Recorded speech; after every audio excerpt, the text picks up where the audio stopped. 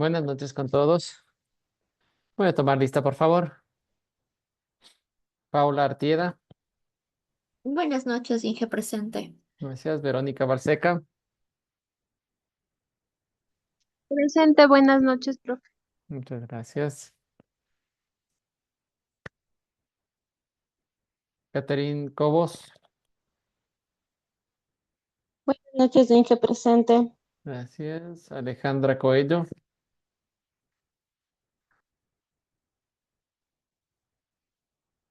Shirley Contreras.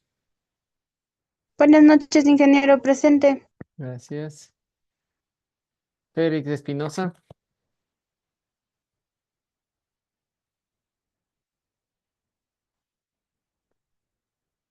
Jesly Guerra. Cristian Guerrero. Presente, Inge, buenas noches. Gracias. Nicole Jaramillo.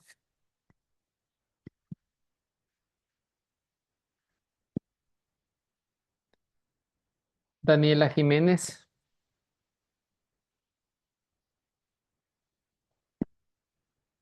Miguel Lascano. Presente, ingeniero, buenas noches. Buenas noches. Diana Leines. Inge, buenas noches, presente. Gracias. Shirley Mejía.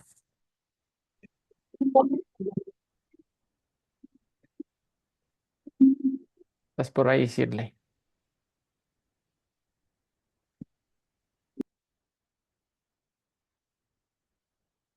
Gopal y Montaluisa. Presente, Inge, buenas noches. Buenas noches. María de los Ángeles Muela.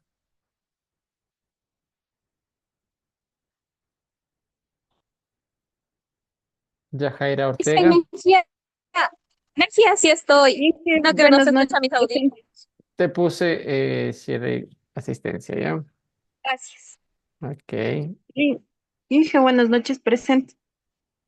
Yajaira Ortega. Perfecto. Ajá. María de los Ángeles Muela está. Presente, Inge, buenas noches. Buenas noches.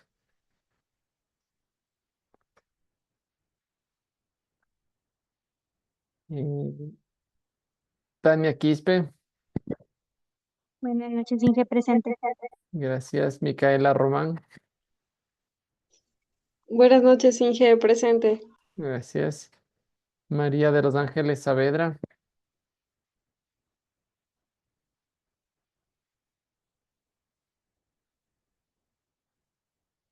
Alejandra Salazar. Presente, Inge. Gracias. Jocelyn Santos. Buenas noches, Inge, presente. Gracias. Sonia Sinin.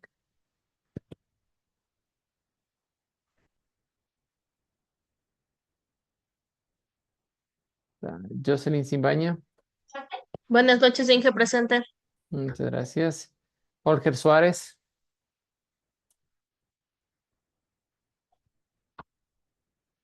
Joana Tinisañay. Buenas noches, presente, ingeniero. Muchas gracias. Mayra Tipanguano. Buenas noches, ingeniero presente. Muchas gracias. Jessica Vázquez. Presente, buenas noches. Gracias. Eric Villegas. Ingeniero, buenas noches. Presente. Gracias. Jocelyn Vinuesa. Buenas noches, presente. Muchas gracias. Jennifer Zambrano. Buenas noches, presente. Muchas gracias. Mm, Vi que ingresó por ahí. ¿Quién más me Dice falta? buenas noches, Daniela Jiménez, por favor. Daniela Jiménez, correcto. Te pongo asistencia. ¿Alguien más? Alejandra Jaramillo. Te pongo Sí, profe. asistencia. Gracias. Perfecto. Omar Espinosa está. No. Alejandra Coello tampoco. María de los Ángeles Muela vi que ingresó. Presente, Inge, buenas noches. Buenas noches. María de los Ángeles Saavedra. Sonia Sinin. Olger Suárez está. Creo que no. Sonia Sinin, ¿estás por ahí? Veo que estás conectada.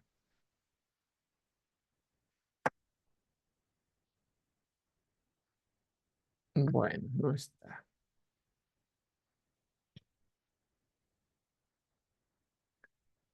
Listo, el día de ayer pues vimos un poco sobre las intervenciones en torno a la unidad número 1. Estoy pues un poco revisando pues ese alcance que tiene la unidad número 1 en cuanto a lo que es en cuanto a lo que es la información financiera corporativa, como decíamos ayer, pues un poco para el efecto de toma de decisiones, que está relacionado muchísimo más la parte de las finanzas corporativas. Por otro lado, pues tener un poco de información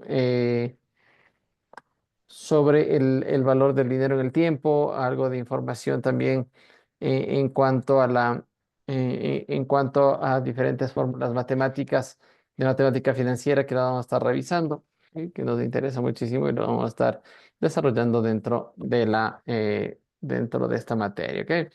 ¿Qué más? Vamos a terminar de ver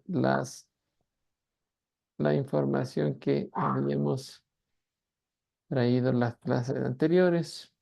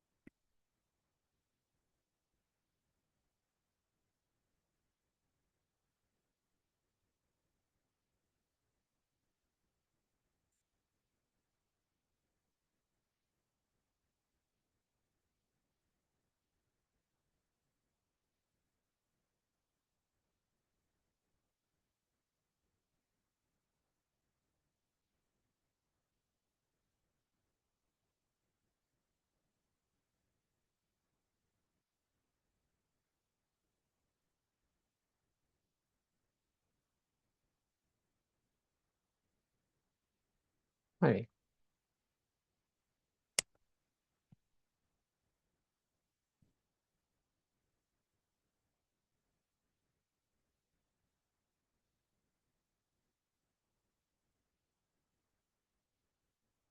Como habíamos visto, pues dentro de las diferentes presentaciones estábamos haciendo ya un avance de los diferentes componentes de la unidad número 1 de y estábamos pues revisando sobre el efecto de los flujos descontados, entendiendo pues que ya habíamos visto la parte de los flujos futuros y los flujos presentes. Normalmente dentro de la matemática financiera pues hablamos de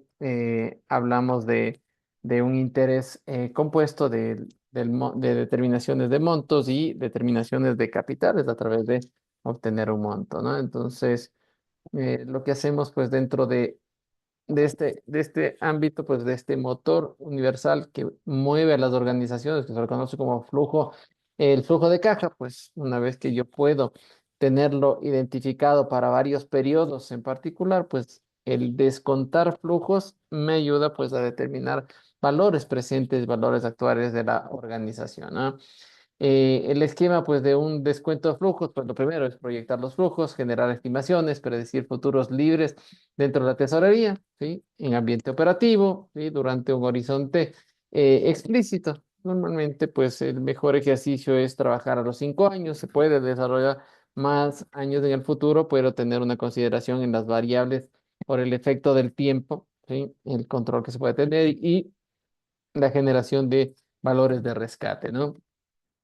Estimar valores residuales justamente pues por el efecto de ser perpetuidades, ¿sí? Calcular el valor de la empresa más allá de los 5 años, asumiendo pues que un negocio en marcha es perpetuo. El efecto de la perpetuidad hace que yo pueda calcular no solo los 5 años, pueda hacerlo muchos años más, pero pues obviamente la corrección de este valor residual pues es el que me genera un efecto un poco más aterrizado a tierra, ¿no? Elegir la tasa, en este caso, pues es el efecto del riesgo que tiene que estar implícito del desarrollo dentro del desarrollo del estudio del descuento de flujos, pues, determinar la tasa de actualización que refleje, pues finalmente el riesgo, ¿no? Que normalmente, pues es la tasa costo promedio ponderado de capitales, ¿sí? O el WACC por sus siglas en inglés, ¿no? Y por último, pues el descontar, que es el traer desde ese futuro, esos flujos que tiene la organización y que lo pueda traer a valor presente para entender el resultado económico de una organización, ¿no? Traer esos flujos futuros, ¿sí? Desarrollando pues el paso uno más el paso dos y teniendo pues en cuenta que hay un año cero con una inversión, ¿sí? Y traerla pues a valor presente esos flujos futuros me permite determinar pues un valor actual, ¿sí? Un valor actual o valor presente, ¿no? Sí, que pues eso va a generar un resultado económico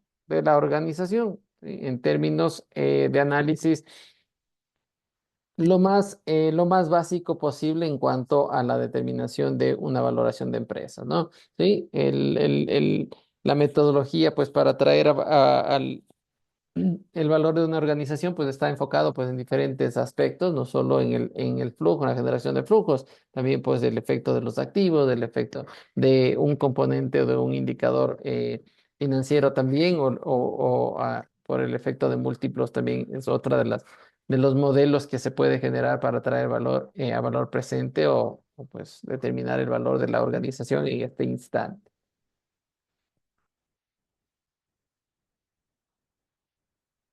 Luego tenemos pues la balanza inevitable que habla sobre el dilema del riesgo-rendimiento. Hoy entendemos que cada vez que yo quiero generar o persigo generar rendimiento, siempre estarán acompañados de riesgo, ¿sí? Mientras más alto es ese resultado que yo espero, ese rendimiento que yo busco, ¿sí?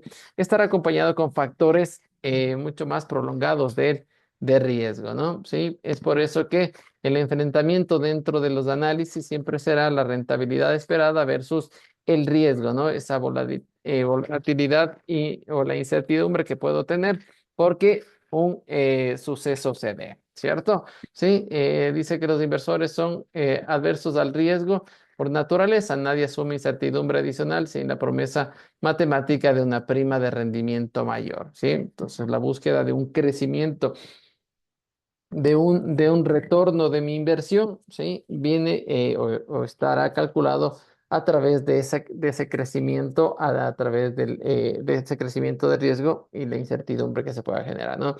Entonces ahí tenemos un poco de datos sobre productos que podemos encontrar y que me genera bajos rendimientos, ¿sí? Y bajas tasas de riesgo, ¿no? Como las letras del Tesoro Público, ¿sí? Que son tasas libres de riesgo. ¿Por qué? Porque es un rendimiento fijo eh, que está regularizado a nivel internacional y que normalmente está fluctuando entre el 2 hasta el 6%, ¿no? Entonces son tasas fijas que yo puedo llegar a obtener dependiendo del tipo de documento que pueda adquirir, ¿no? Y del país, obviamente. Luego tenemos bonos corporativos, ¿sí? Y a los bonos corporativos, pues, están ya catalogados justamente por niveles de calificación. Un bono corporativo triple A, ¿sí? Es de empresas robustas que tienen un patrimonio representativo, que sus rendimientos a nivel de organización son fuertes, que les van a permitir tener pues un rendimiento hacia los tenedores de deuda pues un poco más elevado, ¿no? ¿Garantizan pagos? Obviamente que sí. La emisión de un bono, ¿sí? Tiene pues toda una legislación la cual tiene que ser cumplida, ¿sí? Y sobre todo donde garantizo pagos de forma continua, ¿no? El riesgo sube, obviamente son documentos que tienen un riesgo superior a una letra del Tesoro Público, ¿sí? Tiene un mayor riesgo porque tiene una mayor tasa, ¿no? Y a partir de esto, pues existe ya la frontera de eficiente, pues yo puedo encontrar diferentes tipos de productos dentro de del gran, del gran mapa de mercado que podemos encontrar a nivel internacional y comienzo yo en la búsqueda de mejorar mi tasa de rendimiento, ¿no? Por lo tanto, pues yo puedo encontrar acciones de renta variable, diferentes organizaciones en los diferentes mercados, mercados tecnológicos, mercados de commodities, mercados de productos o de, eh, mercado de metales, puedo tener un sinnúmero de mercados dentro, dentro de dentro de bolsa de valores, dentro de mercado internacional, donde puedo encontrar la compra de acciones de empresas, ¿sí?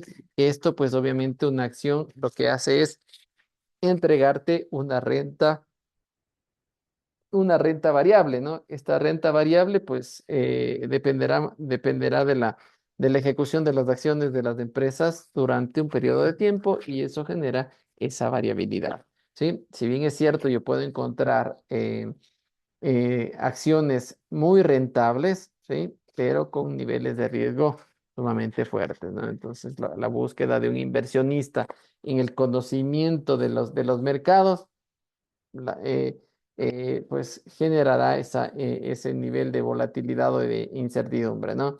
Normalmente las empresas pues buscan un crecimiento acelerado, ¿sí? Y eso puede generar una tasa de retorno, de rentabilidad muy alta, pero pues viene acompañado de una tasa muy fuerte de riesgo, ¿no? Y pues luego tenemos ya capitales de riesgo o las inversiones en estas famosas startups, ¿sí? Pues, ¿por qué? Porque son empresas que tienen, que son disruptivas, que tienen niveles de cambio o eh,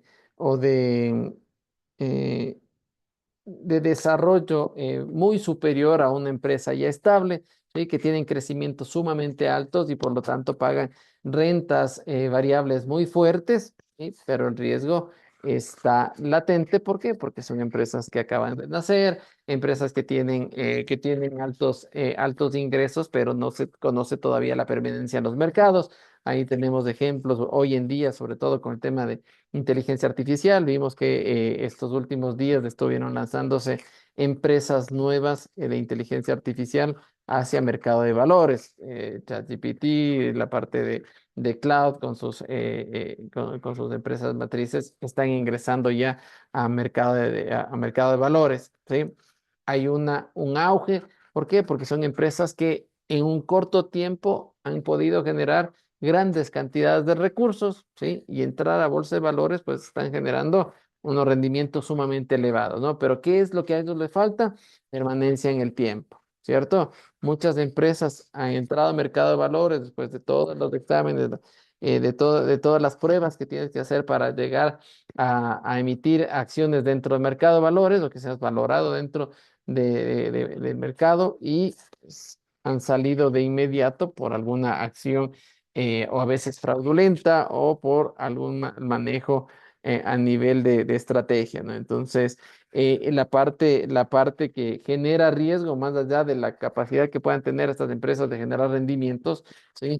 Una empresa como Nvidia, por ejemplo, que normalmente tiene curvas elevadísimas de crecimiento, ¿sí? Porque está muy latente en tema de tecnología, de inteligencia artificial, ¿sí? Y básicamente lo que hace es tener picos de crecimiento, pero asimismo, pues su permanencia en el tiempo genera un alto riesgo, ¿no? Y asimismo, como tiene picos, hay momentos en los cuales tiene caídas sumamente fuertes, por lo tanto, la variabilidad y el riesgo va a ser, y esa volatilidad va a ser mucho más elevado, ¿no? Entonces, básicamente donde buscas generar grandes rendimientos, encontrarás grandes riesgos, ¿no? Hay empresas que teniendo permanencia, ¿sí? Mucho tiempo en el mercado, ¿sí? Han tenido caídas muy grandes. ¿Por qué? Justamente porque existen estas startups, ¿no? Que son empresas nuevas, empresas disruptivas que le sacan de mercado y que están sacando de mercado a muchas organizaciones que tenían posiblemente funciones similares o que básicamente les están reemplazando. Eso quiere decir que al final, si tenías un buen rendimiento, pues puedes caer justamente porque te están dejando fuera del mercado, ¿no? Entonces, hay efecto de riesgo, siempre la va a haber en la rentabilidad variable. Inclusive las letras del tesoro, ya sea del tesoro de los Estados Unidos, de Inglaterra, de la China, que son los que mejor pagan, tienen su grado de riesgo, ¿no? ¿Sí? ¿Qué pasa si los Estados Unidos enfrenta una guerra? ¿Sí? Y si enfrenta una guerra, pues eso hace que pueda dictaminar un no pago de los rendimientos. Puede pasar, entonces hay un riesgo, son riesgos muy pequeños, pero existen, ¿no? Así que no hay productos de riesgo cero, ¿sí? Entonces, por lo tanto, pues si estamos en el ámbito de las inversiones, sabemos que a nivel corporativo, pues siempre vamos a encontrar esa beta de riesgo, ¿no? Esa prima de riesgo que estará acompañando a los rendimientos que persiguen las organizaciones. La matemática de la diversificación, pues entendemos que si yo soy inversionista, pues la mejor opción que yo tengo para minimizar o mitigar ese riesgo, pues es la diversificación, ¿no? No utilizar, como vemos aquí en la gráfica, un solo paraguas de cobertura, sino tener muchos paraguas de cobertura. No es lo más clásico de los dichos dentro de las finanzas, pues no pongas todos los huevos en la misma cesta, decía, ¿cierto? Sí, sino lo que hacías es una diversificación. Dice, el riesgo no sistémico, pues, o específico, el riesgo inherente a una sola empresa, ¿sí? Puede haber una huelga, una mala gestión y eso genera, pues, una caída, ¿no? La solución se puede eliminar casi por completo, añadiendo diferentes activos al portafolio. Y normalmente por eso nacen los portafolios, que son pues justamente la determinación de inversiones en diferentes esquemas. Y por eso es que a nivel de mercado de valores, pues tenemos diferentes tipos de portafolios, de tipos de empresas catalogadas en diferentes mercados. Y por lo tanto, pues puedo generar esa diversificación. El riesgo, y en cambio sistémico o de mercado, el riesgo de la macroeconomía, por ejemplo, por la inflación, por la recesión, por las pandemias, eso genera un análisis de riesgo, ¿no? La realidad, pues, es inevitable, no se puede diversificar, es el suelo del riesgo, ¿no? Sí, el sistémico, pues, ya no depende ya no depende solo de la manipulación de una estrategia dentro de la organización, sino pues básicamente está enfocado en el resultado de los países en donde estoy desarrollando este tipo de inversiones, ¿no? Sí, por lo tanto, pues el nivel de riesgo crecerá, ¿sí? El nivel de riesgo crecerá, ¿sí? Otros con el no sistémico, pero con el sistémico, pues siempre habrá un riesgo. Ese es el que impide que yo pueda anular el riesgo de una inversión, ¿no? Por lo tanto, pues la diversificación distribuye el riesgo específico protegiendo la rentabilidad global del portafolio, ¿no? Entonces, crear carteras, crear portafolios de inversiones, después lo que garantizará que tú puedas, si bien es cierto, promediar tus rendimientos, pero garantizar que tu riesgo sea menor. Sí, si hay una caída en una de tus portafolios, pues en el otro portafolio se puede mantener. O viceversa, si un crecimiento en uno de tus portafolios, el otro puede estar en una estabilidad o posiblemente cayendo, ¿no? Entonces, es lo que busca la diversificación, ¿no? Mitigar ese riesgo de tener inversiones sueltas, ¿no?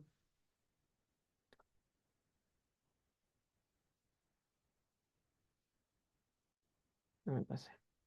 Y pues ya habíamos visto algo del modelo CAM, pues básicamente pues que es la cotización del riesgo dentro del mercado, ¿no? Sí, ¿qué tenemos de integrantes dentro del modelo CAM? Dice, pues tenemos la tasa de libre riesgo, que es el rendimiento base sin riesgo, ¿no? Básicamente los bonos del tesoro, que son los más bajos que pueden generar en cuanto a nivel de riesgo, ¿sí? El ingrediente número 2, pues es un coeficiente beta que ya es del análisis de riesgo. La sensibilidad térmica de la acción se mueve más o menos rápido que el mercado global, ¿no? Entonces, una determinación de beta, que es ya el riesgo. Y el ingrediente número 3, pues es la prima de mercado, ¿no? Que es el rendimiento extra exigido por invertir en la bolsa en lugar de una bóveda segura, ¿no? Entonces, lo que buscamos acá, pues es determinar qué es lo que tengo yo por rendimiento, por un rendimiento fijo, por un costo de oportunidad, versus lo que me está generando el mercado en este instante, ¿no?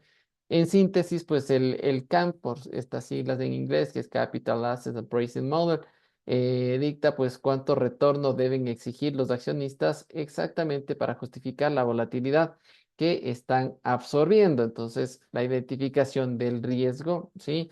De las tasas libres de riesgo que puede tener, el coeficiente de riesgo neto que puede desarrollarse y el rendimiento de lo que estoy obteniendo dentro del mercado versus lo que sería un rendimiento básico, un rendimiento más bajo, mi costo de oportunidad que tengo. Este modelo CAMP pues me ayuda a entender, ¿sí? Pues ese retorno los accionistas deben exigir para justificar ese nivel de riesgo, ¿sí? De volatilidad que están asumiendo, ¿no? Que están ejecutando a la hora de realizar pues una inversión.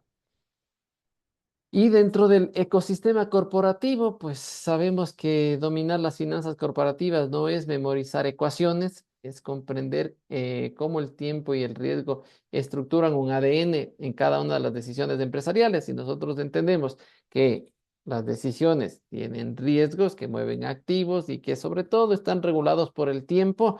Esto será una fórmula para poder llegar a maximizar el valor del mercado. ¿Qué significa? La creación de valor, ¿sí? Las decisiones, tanto de inversión, de financiamiento, ¿sí? Crean un marco corporativo.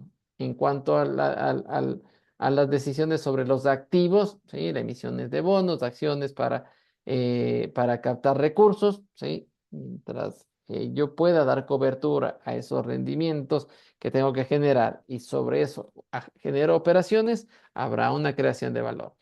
La determinación del tiempo, los activos generan flujos de caja futuros, por lo tanto, ¿sí? El valor del dinero en el tiempo estará implícito en cada una de las operaciones y en la vida de una organización.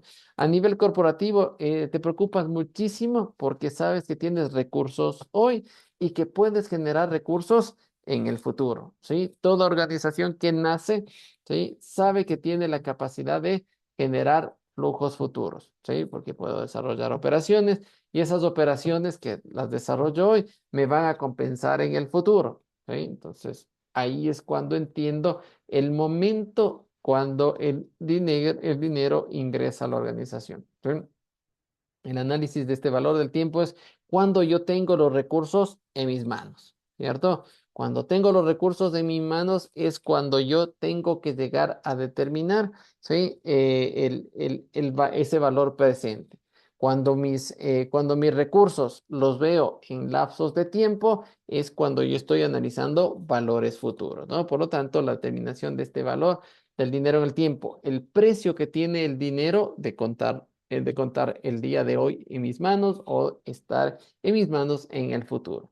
Y por último, pues sabemos que la creación de valor y la determinación de cualquier tipo de decisión, ya sea de inversión o de financiamiento, conlleva y siempre está acompañada de riesgo, ¿no? Los flujos son descontados a una tasa ajustada, ¿sí? Por el riesgo y determina pues a través de la metodología de CAM, ¿no? ¿Sí? Yo sé que siempre que voy a estar activo generando inversiones, generando operaciones, generando flujo futuro, siempre va a existir una prima de riesgo, ¿sí? Y la metodología CAM me dice, tú tienes una oportunidad. ¿Cuál es tu oportunidad? Mi oportunidad es poner el dinero en el banco. ¿Existe un riesgo? Sí, una tasa mínima de tener un riesgo, ¿sí? Tengo la capacidad de adquirir un bono del tesoro, ¿sí? Y me genera riesgo cero, o pues obviamente quiero ingresar a un ámbito de mercado donde existe una tasa, una prima, una beta de riesgo del 15, del 20% y quiero entrar en ese proceso. Entonces, tomar en cuenta en la metodología CAM para la determinación del riesgo también genera una expectativa prudente, ¿sí? A la hora de invertir en la organización o invertir en los diferentes mercados para la creación de valor. La búsqueda constante de las empresas ya no es generar rentabilidad, hoy es crear valor, ¿sí? Generar una creación de valor en los mercados. Si yo cotizo mi empresa en el mercado, que mi acción, ¿sí? Que si cuesta $1 mi acción, ya no cueste $1 en el mercado, cueste 1.5, 1.10, 2, 5, 10 veces el valor de la acción. Eso es la determinación de creación del valor. Si no cotizo en bolsa de valores, ¿qué tenemos que hacer? Desarrollar pues un estudio de determinación de valor, ¿sí? Generar o determinar los flujos futuros, traerlos de valor presente, ¿sí? Y saber si mi inversión está siendo positiva y eso quiere decir que estoy creando valor. También hay una modalidad de determinar una valoración de una empresa sin pertenecer al mercado de valores, ¿no es cierto? Entonces, para eso está las finanzas y dentro de las finanzas corporativas, el conocer el valor de la organización, ¿sí? Será una fuente, ¿sí? De creación de valor constante y que puede ser determinado para un cambio, ¿no? Para una toma de decisiones futuras. Eso dentro de este ecosistema corporativo que pues nos permite ir gestionando pues los recursos que tiene la organización y la búsqueda del mejoramiento del valor de la empresa dentro del mercado, ¿no? Y a eso se lo conoce como la creación de valor. Nosotros nos vamos a enfocar básicamente en eso, ¿no? En determinar creación de valor dentro de las diferentes decisiones, ¿sí? De la diferente manejo de los activos, de la determinación del valor del tiempo y el análisis del riesgo a nivel de las organización. ¿Estamos? Sí, eso en cuanto a lo que quedó pendiente del último material que estábamos revisando, ¿ok? Preguntas, dudas hasta ahí.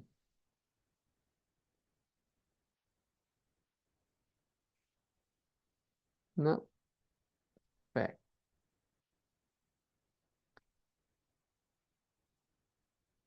Luego, pues tenemos igual, está dentro de la plataforma, algo de adentrarnos ya en la parte de las decisiones, ¿no?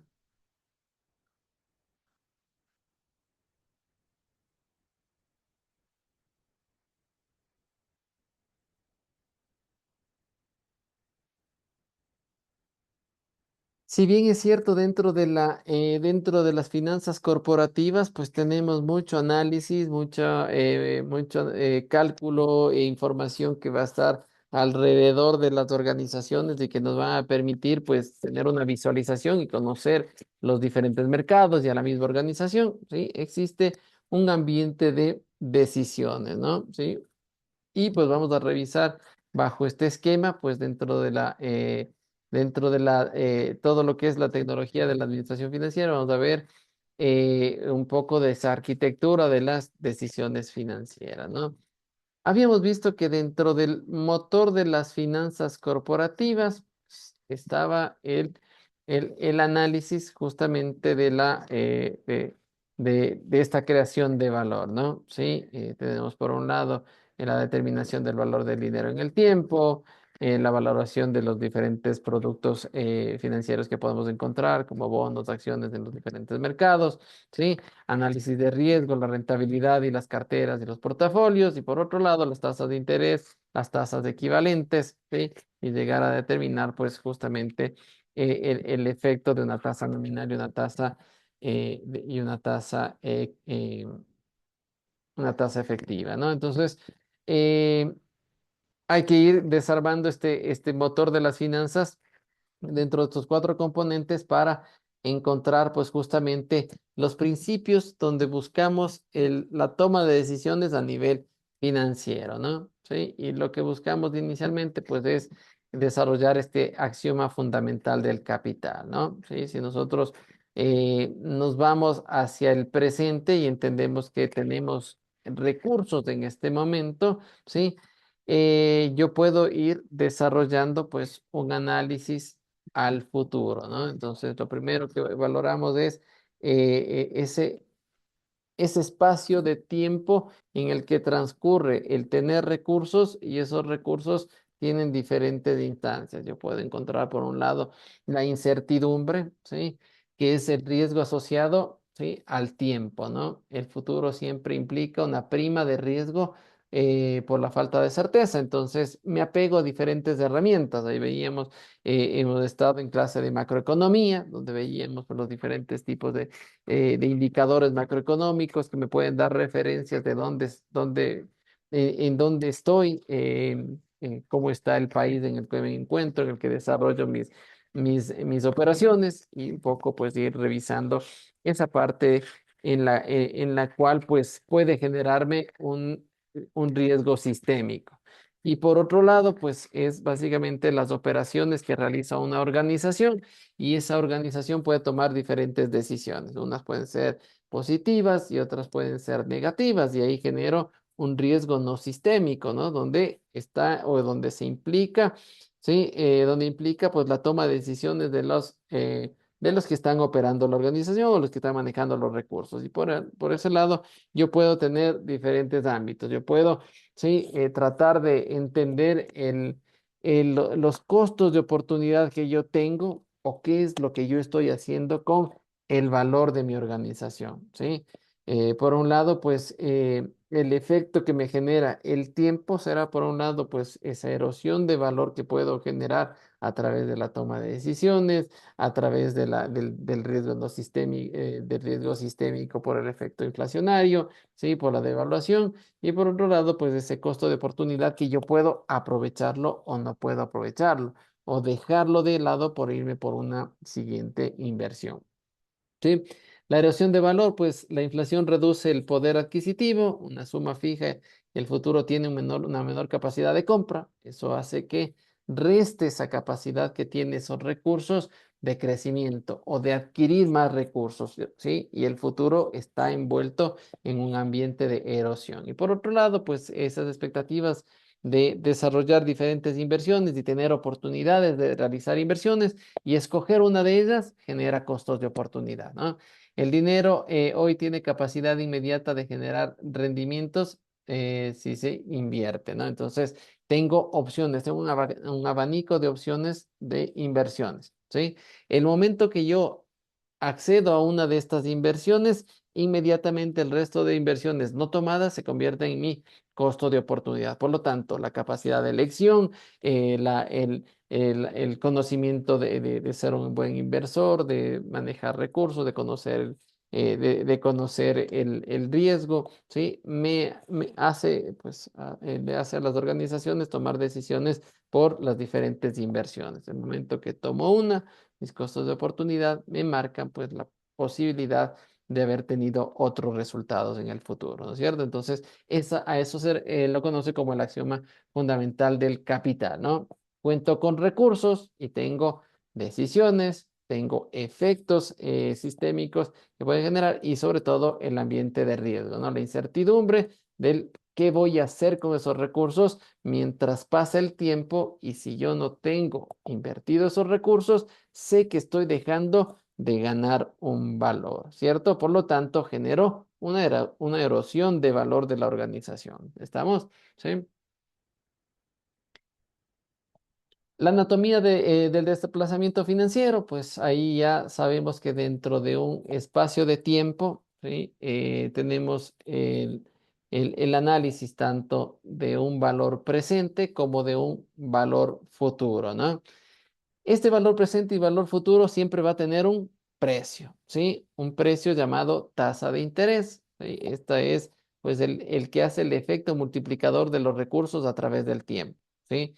Si nosotros nos lanzamos hacia el valor presente, ¿sí? Que es el punto de anclaje, la cantidad de capital disponible o requerida en el momento cero, ¿sí? Si yo estoy el día de hoy y cuento con recursos, a eso le voy a conocer como mi capital o mi valor presente, ¿cierto? ¿Sí? Si yo tengo una expectativa de futuro. Mis recursos no están en este momento en mi poder, pero sé que tengo la capacidad de desarrollar recursos a través del tiempo. A eso lo conozco como el valor futuro, ¿sí? Es la masa final, el volumen que alcanza la inversión tras absorber la rentabilidad a lo largo del horizonte temporal y se lo conoce en matemática financiera como el monto, ¿cierto? Que el monto era igual al capital más los intereses generados, ¿sí? La tasa de interés de ese precio que tiene la inversión o el financiamiento que yo puedo acceder, ¿sí? Es el acelerador, representa el costo de oportunidad del dinero por unidad de tiempo, ¿sí? A través del tiempo, recordemos que las tasas de interés son anualizadas, ¿sí? Esas tasas de interés me pueden generar intereses simples o intereses compuestos dependiendo de la inversión que estoy dispuesto a realizar, ¿sí? Y pues obviamente el tiempo es uno de los factores preponderantes dentro de este desplazamiento financiero debido a que es el multiplicador de la expansión, ¿no? Es el número de periodos en los que el capital se capitaliza. Si yo hago un efecto de interés compuesto, sé que el tiempo va a determinar el número de periodos de capitalización y de crecimiento de esos intereses por el capital que estoy entregando, ¿cierto? Para el efecto de valor presente. Para el efecto de valor futuro, en cambio, mis nombres cambian, ¿no? La tasa de interés ya no es una tasa de interés, es una tasa de descuento, ¿no? ¿Sí? Que asimismo, pues debe traer todo ese riesgo de saber que yo en el futuro voy a tener recursos, ¿sí? Y que esos recursos traídos a esta realidad descuentan esos flujos, ¿no? Y se le conoce como tasa de descuento, que es esa tasa que me va a descontar cada uno de los flujos que yo he analizado que voy a tenerlo en ese horizonte de tiempo. ¿Estamos? ¿Sí? Esa es la anatomía del desplazamiento financiero. La mecánica de la capitalización, ¿sí? Entender qué es un interés simple y qué es conocer o entender qué es un interés compuesto, ¿no? El interés simple no es otra cosa que un crecimiento lineal, ¿sí? El interés se calcula pues únicamente sobre el capital inicial. Su utilidad radica en su simplicidad, ideal para operaciones de muy corto plazo, ¿no? Entonces yo quiero tener un interés puesto en mis recursos a 30 días, a 90 días, a 180 días. El interés simple ayuda súper bien, ¿cierto? Sí, yo sé que te voy a entregar los recursos y en 30 días me devuelves. Aplicamos interés simple, ¿sí? La tasa de interés de forma lineal, ¿sí? Pero si yo quiero generar un efecto multiplicador en las inversiones que realizo, ¿sí? Mi aplicación del interés compuesto es vital, ¿cierto? Este efecto multiplicador, dice, los intereses generados se reinvierten sistémicamente formando un nuevo capital, ¿sí? Como base para cada uno de los periodos. El verdadero motor de la creación de riqueza a largo plazo, ¿sí? Si entendemos que mi tasa de interés es anualizada, ¿sí? Yo sé que dentro de ese año de posicionamiento de mi inversión, yo puedo solicitar o puedo buscar este efecto multiplicador a través de sus periodos, ¿no? Yo puedo generar capitalizaciones de forma mensual, de forma trimestral, bimensual, semestral, ¿sí? Y tenerlo dentro de un efecto multiplicador dentro del año. ¿Qué significa?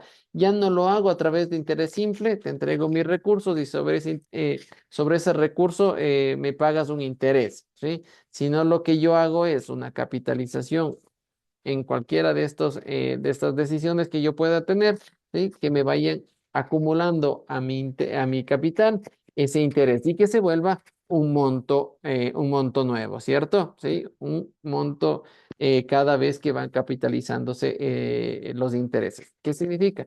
Yo no voy a usufructuar durante un periodo de tiempo de esos intereses porque van a formar parte del capital y sobre eso me vas a calcular un interés. Eso es el interés compuesto. ¿Estamos claros? Hice una pregunta, perdón. Ujú. Cuéntame. En la anterior me confundí un poquito, o sea, cuando estaba hablando del valor presente y futuro, ¿a qué decía que se llamaba el monto? Esa El, parte me perdí. el monto es cuando yo tengo un capital y le recargo un interés, ¿sí? La fórmula del monto en capital, perdón, en matemática financiera es el monto es igual al capital más el interés, ¿cierto? ¿Sí? Ese es un monto, ¿sí? Ya, gracias. ¿Sí? Entonces, lo que yo hago dentro del interés compuesto, en cambio, es a ese capital ir resumando los intereses y se van a volver nuevos montos durante los números de periodos que se realizan, ¿no? ¿Sí? A excepción del interés simple, que lo que hago, entrego mi capital, espero un periodo de tiempo y me devuelven ese interés, ¿sí? Con el capital y ya tengo un monto, un solo monto, ¿no? Y el interés compuesto, pues, es ese efecto multiplicador. La disección de las tasas de interés, pues ya habíamos visto lo que era una tasa nominal, una tasa efectiva y la equivalencia de las tasas, ¿no? Y la tasa nominal, pues es la carcasa nada más de lo que buscamos, ¿no? Es la tasa de referencia anual pactada pero no refleja el costo real porque ignora la frecuencia de la capitalización. Yo puedo tener una tasa nominal que ofrecen los bancos, normalmente te dice, yo tengo una tasa de interés del 11%, ¿no? O del 12%, hay algunos ejemplos del día de ayer. Y me decían, pues perfecto, es que yo voy a tener una tasa de interés que normalmente los bancos pagan del 12%, ¿sí? Sobre una inversión. La tasa de efectiva, pues ese es el efecto y el motor real del interés compuesto, ¿no? Esta es la que expresa el costo o el rendimiento verdadero del dinero, ¿no? Incorporando el efecto exacto de la capitalización periódica. Eso significa que no será lo mismo invertir a una tasa nominal del 12% que capitalizar durante ese año de forma mensual, de forma trimestral o de forma semestral, ¿sí? Yo tengo diferentes capitalizaciones dentro del año, ¿sí? Que me van a generar nuevos montos para cálculo de intereses por el efecto, ¿sí? De interés compuesto. Entonces, la tasa efectiva genera un crecimiento del valor, ¿sí? Un crecimiento de la tasa de interés. ¿Por qué? Porque el capital ya no es el mismo, sino cada capitalización genera un ingreso de nuevos intereses a ese capital, ¿sí? Por lo tanto, la base ya es diferente. Invierto 1.000, pero el siguiente mes voy a invertir 1.000 más la tasa de interés, que puede ser $12, 1.012. El siguiente mes y así sucesivamente mientras voy capitalizando, ¿no? Entonces el efecto multiplicador hace que yo tenga una tasa efectiva, una tasa que efectivamente me está pagando durante el periodo de tiempo en el cual yo generé la inversión. Y por eso es que aparece la tasa equivalente, ¿no? Diana, ¿tienes alguna pregunta? O sea, por ejemplo, digamos que invierto 1.000. A eso Ujú, se genera, digamos, a un 7% dentro del año. ujú. Mientras tú vas invirtiendo dentro del plazo o, por ejemplo, dentro de no plazo fijo, será de ahorros, Ujú. ¿el interés se va subiendo o lo van cambiando? Eso no Ya. entiendo. La tasa nominal te dice que tú vas a tener una inversión al 7% anualizado, ¿no es cierto? Sí, de siete Sí. por ciento al año. ¿Sí? Esa es la tasa nominal. Pero en el ejercicio tú puedes tomar la decisión de capitalizarlo. ¿Qué significa? No tomar esos intereses de forma mensual o de forma trimestral o de forma semestral, ¿sí? Sino esperar hasta un año, por ejemplo. ¿Y eso qué quiere decir? Que yo puedo pedir el interés se vaya capitalizando durante este plazo en el que entrego. Recuerda que el interés compuesto sirve para el largo plazo, ¿sí? ¿Qué es largo plazo? A partir de un año, ¿cierto? Entonces, si yo quiero dejar mi dinero durante un año, ¿sí?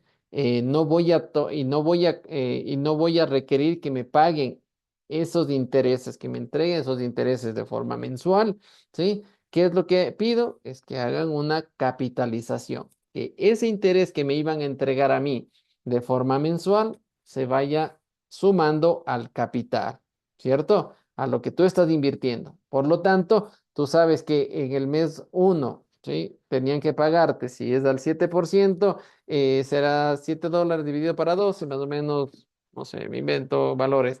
Te estarán pagando, qué sé yo, $1 más, ¿cierto? Entonces tu capital ya no será el inicial, ya no será si pusimos el ejemplo de 1.000, ya no será 1.000, será 1.001 dólares.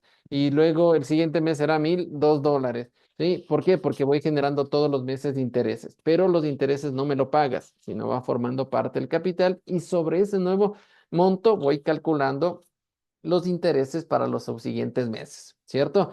Entonces, el efecto que me hace este crecimiento del capital todos los meses hace que yo tenga una tasa diferenciada.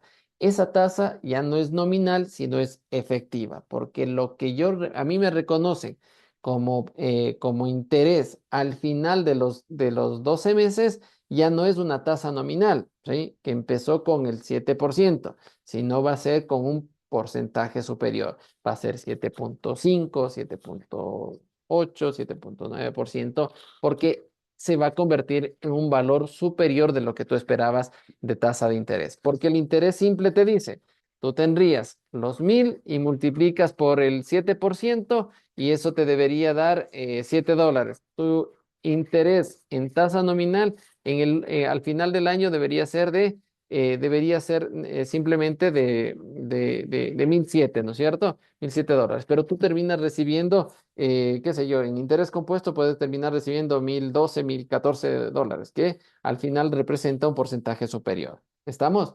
Eso es interés compuesto. Es por eso que el interés simple es diferente del compuesto, porque el interés simple tú esperas que te entreguen los recursos, que te entreguen el interés y no capitalizarlo para que te paguen un mayor interés. ¿Estamos claros hasta ahí?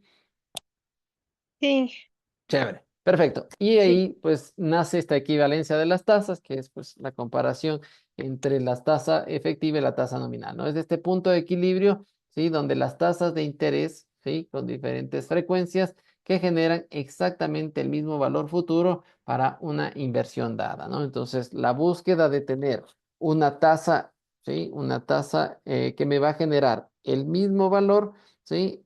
El mismo valor con diferentes frecuencias, tener una frecuencia mensual, una frecuencia trimestral o una frecuencia semestral, me va a generar un mismo pago de interés en interés compuesto, ¿cierto? Eso es lo que busca la tasa, una tasa equivalente, ¿sí? Entonces, tomar una decisión de que capitalice, de no contar con ese retorno de los intereses durante un periodo de tiempo, hace que yo pueda tener, ¿sí? Un interés compuesto en tasa efectiva. Lo que los bancos buscan es desarrollar una tasa equivalente, ¿sí? ¿Qué significa? Yo te puedo dar una tasa equivalente del 7.5%. ¿Por qué? Porque esa tasa me representa que si tú haces capitalizaciones mensuales, trimestrales y semestrales, te dé exactamente el mismo valor que debería pagar. Eso es una equivalencia de las tasas. ¿Estamos? ¿Sí? ¿Qué dejamos de lado? La tasa nominal. La tasa nominal es solo para interés simple, ¿cierto? Sí, pero para un efecto multiplicador yo utilizo tasas efectivas y tasas equivalentes. ¿Estamos? Perfecto. El criterio de equivalencia, pues dice la suma de dinero ubicada en distintos momentos de tiempo pueden tener el mismo peso financiero, ¿no? Sí. Si yo genero un efecto, ¿sí? Una fórmula de equivalencia, dice aquí, de estos $10.000 en el año cero, ¿sí? Que tener $16.105 en el año número 5. ¿A qué tasa yo puedo llegar a determinar? Pues los capitales serán exactamente los mismos, ¿sí? Si yo encuentro la tasa equivalente tanto para invertir como para descontar flujo, ¿no? Si dice, si dos capitales en distintos momentos se descuentan o capitalizan a la misma tasa de interés, ¿sí? Por ejemplo, del 10%, son financieramente intercambiables. La decisión se vuelve indiferente desde el punto de vista de valor. Entonces, este ejemplo me dice que si yo tengo $10,000 en este momento, puedo intercambiar con $16,105 en 5 años. Eso es una equivalencia de las tasas, ¿cierto? ¿Sí? Yo puedo tener $10,000 en este momento y tranquilamente tener $16,105 en 5 años. Es por eso que si yo quiero tener $16,105 de 5 años, ¿qué debo hacer? Invertir en este momento $10,000, ¿sí? Con una tasa del 10% a 5 años, ¿sí? O lo que es lo mismo, si yo sé que en 5 años voy a tener $16,105, tengo que descontar al 10% esta tasa este monto, y mi capital inicial deberá ser de $10,000, aplicado a través de la tasa de equivalente, ¿no? O un criterio de equivalencia. Entonces, ¿cuánto debo yo invertir hoy para tener un valor en el futuro? ¿Sí? Y lo mismo, si yo tengo la posibilidad de identificar que en el futuro voy a tener una cantidad, ¿sí? ¿Qué valor yo tendría en este momento? Así funciona la valoración de las empresas, ¿sí? Bajo este criterio de equivalencias funcionan las empresas, ¿sí? Yo en este momento desarrollo operaciones a través de un espacio de tiempo que me va a generar diferentes flujos futuros. Esos diferentes flujos futuros me van a dar un valor de futuro, ¿cierto? ¿Sí? Que en el futuro, por ejemplo, en este caso me dice voy a tener $16,000. Mi flujo futuro como empresa dice que en el año 5 yo voy a tener $16,000, ¿sí? Si encuentro mi tasa de descuento, la traigo a valor presente y me dice que mi empresa en este momento valdría $10,000, ¿sí? Por el efecto de las equivalencias de las tasas, ¿sí? No sé, por el efecto del valor del dinero en el tiempo. Y nos decía que no es lo mismo tener hoy en día el dinero en efectivo que en 5 años. ¿Por qué? Porque el efecto multiplicador puede hacer que yo en este momento tenga $10,000, pero en el futuro, en 5 años, tenga $16,000. ¿Qué pasa si yo conozco primero este valor de acá, los $16,000, como valor de la empresa? Mi empresa vale en 5 años $16,000. ¿Cuánto cuesta el día de hoy? Si yo hago un efecto de descuento, lo que me va a hacer es determinar el valor actual, ¿sí? Que para este ejemplo es $10,000. Ese es el modus operandi que tiene el análisis de valoración de una empresa, ¿cierto? ¿Por qué efecto? Por el efecto del criterio de la equivalencia, ¿sí? El valor del dinero en el tiempo te dice, no es lo mismo tener $10,000 hoy que $16,000, que 10,000, perdón, para hacer este ejemplo, $10,000 hoy que $10,000 en el futuro. ¿Por qué? Porque si yo tengo $10,000 a una tasa del 10%, yo voy a tener $16,105. Ese es el criterio porque hablamos del valor del dinero en el tiempo, ¿cierto?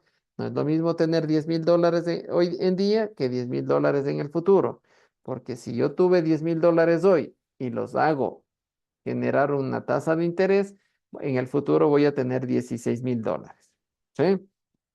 Es el efecto. Y lo mismo pasa con las empresas. Las empresas que sabes que tienen operaciones continuas y constantes en el tiempo, yo puedo tener operaciones que me generan flujos futuros, ¿sí? Que me van a generar flujos o utilidades en el futuro, ¿sí? Y la acumulación de esas utilidades en una X cantidad de años, que normalmente es a 5 años, ¿sí? Me puede generar este valor de futuro, ¿sí? Entonces, mi empresa desarrollando actividades, invirtiendo hoy $10,000, ¿sí? Y los flujos que me va a generar en el futuro son $16,105. ¿Cuál es el valor actual de mi empresa? Traigo valor presente, $16,000, a una tasa de descuento, que en este caso por equivalencia es del 10%, la traigo a valor presente y me dice, hoy en día tu empresa cuesta $10,000, ¿sí? Ese es el efecto de análisis de cálculo del cálculo de valoración de una empresa, ¿sí? Por el efecto de los criterios de equivalencia, ¿sí? y el valor del dinero en el tiempo. Este mismo efecto lo que nosotros vamos a llevarles es al análisis de los activos o de la propiedad de las empresas, a poder determinar dentro de ese criterio un valor de la organización o de los diferentes productos que tengo en el futuro, ¿ok? Por lo tanto, pues dentro del ecosistema de los activos financieros, yo puedo estar dentro de mercados de capitales, ¿no? Unos con efecto de renta fija y otro con efecto de renta variable. La renta fija, pues está directamente relacionado con un endeudamiento, ¿no? Sí, con la generación de un endeudamiento, ¿sí? Invertir y actuar como un prestamista. Yo te entrego una X cantidad de dinero y te genero un interés por entregarte eso, ¿sí? Un interés fijo, ¿cierto? A eso se lo conoce como el efecto de deuda, ¿no? Invertir, ¿sí? Y actúas como prestamista, ¿no? El riesgo es moderado, una promesa contractual de pagos periódicos a través de cupones o de pagos mensuales por intereses, ¿sí? Con devolución del capital o pues, la espera hasta el final para una devolución del capital. Eso es un modelo de renta fija, ¿sí? Yo me puedo endeudar o puedo pedir un préstamo, ¿sí? A través de renta fija. Voy a una institución financiera, ¿sí? Y le pido que me genere un crédito con una renta fija, ¿sí? Al porcentaje de crédito que me puedan entregar, y me entregan en este momento y yo tengo que ir pagando de forma mensualizada, capital más interés y hago un pago de intereses insolutos, ¿no? Sobre saldos insolutos, que es el pago sobre el capital que me va quedando. Eso en cuanto al efecto de activos financieros, renta fija. Y por otro lado tengo renta variable, ¿sí? La renta variable es cuando me genera ya una propiedad, ¿cierto? Sí, por lo tanto, dice, un inversor se convierte en un dueño fraccional. Cuando yo invierto dentro de una organización, de otra empresa, compro acciones, termino ya convirtiéndome en un propietario, ¿sí? ¿Por qué? Porque tengo acciones de esa organización. ¿Estamos? Por lo tanto, me dice, sí, en este caso, pues yo ya no voy a generar una renta fija, ¿sí? Sino voy a estar en función de las operaciones que genera esa organización durante un periodo de tiempo, ¿sí?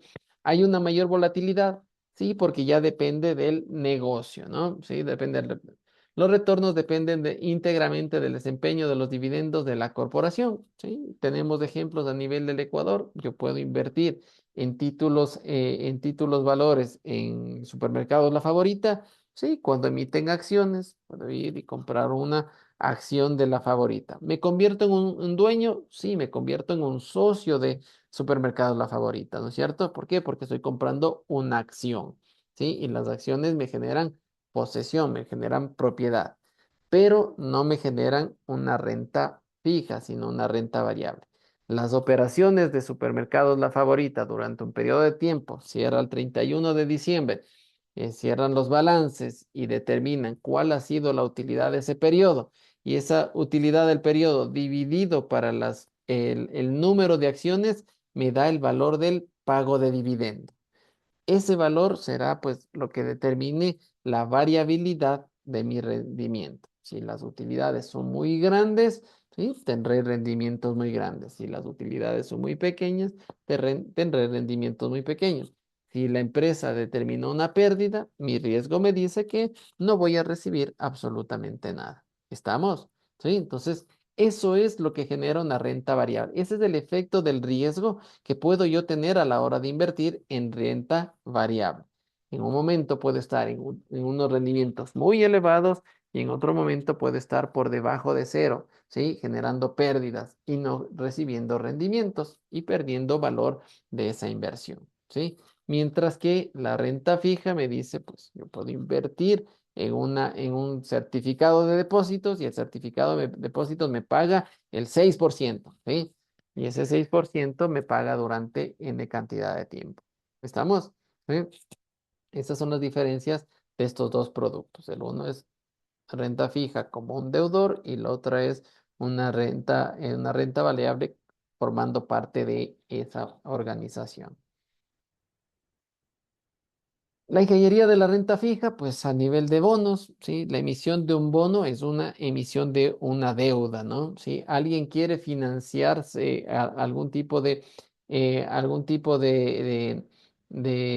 proyecto, se emite un bono. Hay empresas muy grandes que pueden emitir bonos, ¿sí? Y los estados, ¿sí? En este caso, los estados también son los que pueden emitir bonos. ¿Para qué hacen esto los estados? Como fuente de financiamiento, ¿cierto? Sí, a una emisión de bonos. ¿El Ecuador ha emitido bonos? Sí, ha emitido bonos, ¿sí? Para hacer diferentes tipos de proyectos. Por ejemplo, una hidroeléctrica. ¿Se puede hacer a través de emisión de bonos? Sí, básicamente, ¿por qué? Porque es una inversión en la cual yo genero un papel llamado bono y traigo varios inversionistas o prestamistas, ¿cierto? Entonces puede invertir el sector público como el sector privado. ¿Sí? Entonces, mi proyecto es de una hidroeléctrica, es de 100 millones de dólares. Entonces, mi bono va a ser por 100 millones de dólares. ¿Sí? ¿Qué es lo que estoy haciendo? Trayendo inversionistas, ¿sí? Y yo controlo a esos inversionistas pagándoles una rentabilidad. Paula, tienes una pregunta. Sí, Inge, una consulta. ¿Cuál es la diferencia entre un crédito, o sea, de un préstamo a un bono? En Ya. esa parte estoy La, confundida aún. la legalidad la legalidad de los bonos, sí, es que tú puedes a través de una entidad financiera generar la emisión de un bono, sí, porque es una fuente de financiamiento que es hacer un intermediario, capta inversores, sí, y ese inversor te entrega un papel o un cupón de un bono, ¿cierto? Sí, esa es la formalidad. Y la otra, un préstamo, un financiamiento que puede tener, en cambio, es el Estado ir hacia la entidad financiera y solicitar todos los recursos directamente y el endeudamiento que sea con esa entidad financiera. Entonces, el bono, ¿qué es lo que hace? Es un instrumento que busca un intermediario para traer un sinnúmero de inversionistas, ¿cierto? Esa es la diferencia, ¿no? Porque tengo un sinnúmero de inversionistas para ese bono. En cambio, el financiamiento directo sería que el gobierno haga un financiamiento con el Banco Mundial, posiblemente. Hace un financiamiento con el Banco Mundial y el Banco Mundial le entrega los 100 millones de dólares. Y el compromiso es directamente con el Banco Mundial. El bono, pues, es un instrumento que te permite tener muchos inversionistas y tú les pagas a los inversionistas. Es una forma de obtener recursos bajo ese criterio. ¿Qué puede pasar? ¿Por qué el Banco Mundial no te entrega esos recursos? Posiblemente porque ya tienes un nivel de endeudamiento con ese banco y ya no tienes la capacidad de seguirte endeudando. ¿Qué es lo que haces? Buscas la opción de emisiones de bonos con otro banco que te dice, yo te consigo inversionistas, ¿sí? Tú emites los bonos y tú vas pagando, ¿sí? Y yo hago de intermediario ahí. Yo veo cómo cobro cómo te cobro a ti ese valor de los bonos y yo pago los cupones a los inversionistas. Entonces, buscas abrir un abanico de inversionistas. Esa es la diferencia en realidad. Ujú. Ya. Gracias, Inge, ¿Listo? mucho más Ok. claro. Perfecto. Entonces, un bono tiene un valor nominal, tiene tasas de cupones, hay un nivel de riesgo y hay un efecto de descuento de flujos, ¿cierto? El valor nominal dice el principal a devolver al vencimiento de la madurez. Eso quiere decir que si el bono es de 100 millones de dólares, yo sé que al final del periodo yo puedo pagar los 100 millones de dólares o cada vez que voy pagando los cupones, voy pagando también o devolviendo el interés. Normalmente los bonos lo que hacen es buscan que al final de la operación te devuelvan los recursos totales. La tasa del cupón es del flujo de caja periódico garantizado y esto puede ser fijo o flotante, ¿sí?